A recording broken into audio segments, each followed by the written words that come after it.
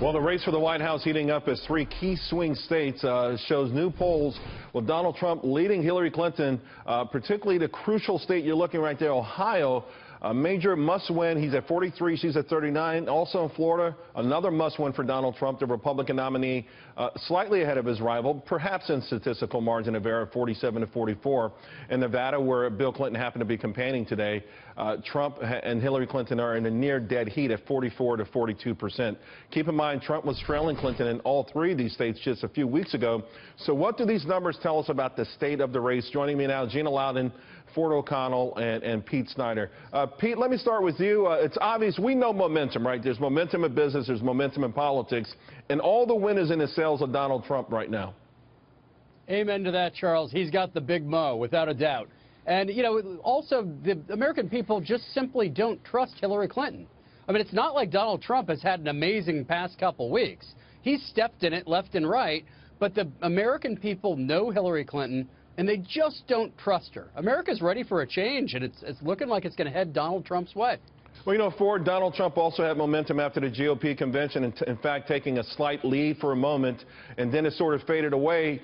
Yeah, these polls taken during that whole weekend crisis, 9/11, that kind of thing, I don't think Donald Trump's going to rest on his laurels, but they still could change, couldn't they?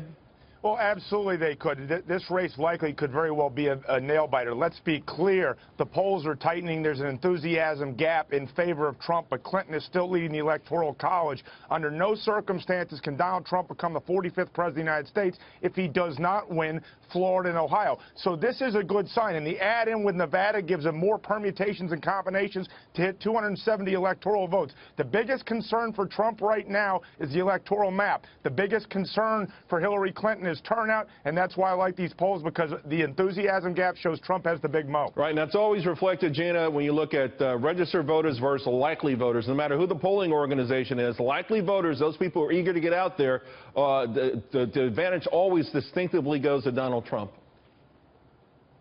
Yeah, that's exactly why the enthusiasm gap matters so much and plays to Trump's favor. But it's also why the moves he's made in the last couple of days, Charles, it seems like every time Hillary Clinton gets out of bed, the polls tighten and Donald Trump begins to emerge the winner. And with the ways that he has now decided to start cutting into what is traditionally a Democrat base, when he's already beating her in states that traditionally Republicans haven't done well in. And I think you'll start to see his numbers with women move up. His numbers with minorities, I believe, are already moving up in states where they haven't in numbers. They never have for Republicans. I think that there's a lot to be afraid of if I were a Democrat right now. Well, to Gina's point, let me throw this in, Charles. I think that if Trump really wants to get to 270 votes, it's why we saw the child care policy. He really has to cut in with affluent, suburban, white, college-educated voters, particularly married women. If he does this, I really, really like his chances. But right now, a lot hinges on the debate, because we're going to have 100 million people tuning in. Right. And for 40 million people, it's going to be the first perception they have of either candidate. And if Donald Trump can show confidence, he's going to have even more momentum. You know, Pete, Gina talked about Hillary staying in bed, but it's pretty clear she can't win this through abstinence, right? She took off August, and she's missed most of September. You know, the campaign is like, we got to get you out there no matter what, so shore it up. What do you think she's going to do to try to regain some of this lost momentum? Well, Charles, I got to tell you, the best thing that she could possibly do is stay on bed rest. I mean, the American people simply don't like her. They'd rather have Barack Obama out there. They'd rather have the big dog Bill Clinton out there. I mean, the more you know of Hillary Clinton, the less you like her. So, actually, I don't think it's a bad strategy at all. Well, Gina, with Ford just... And there are three debates. Yeah, there are three debates, and for the first one, have Obama do one, Clinton do the other. She's going to do better that way. And then Biden can do the third, right? I mean, listen, believe me, if the rules allowed it, I know Hillary would not have any problem with it. She'd just stand next to them and smile. But the rules don't allow that.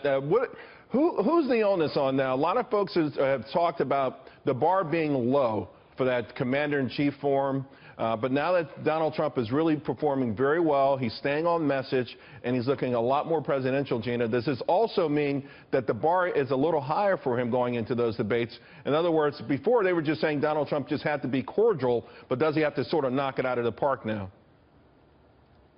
I think you make a good point, Charles. I think he needs to be very aware, because I think everything in Hillary's entire preparation is going to be to try to tempt Donald Trump to go off of his game. But I think he's shown that he's very well disciplined. If you watched the comments from Bill Clinton night before last trying to excuse Hillary's illness, and Hillary trying to cover up again for Bill, and them using the words more, for, fewer, frequent, less, it was a complete mess.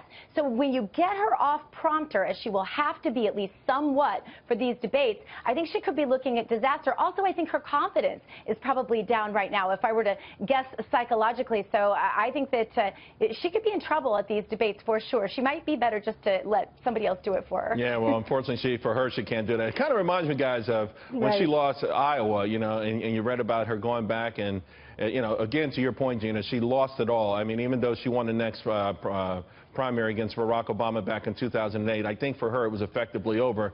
She may be going through a period similar to that right now. All right, guys, thanks a lot. That was a lot of fun. He's in her head. Thanks, Charles.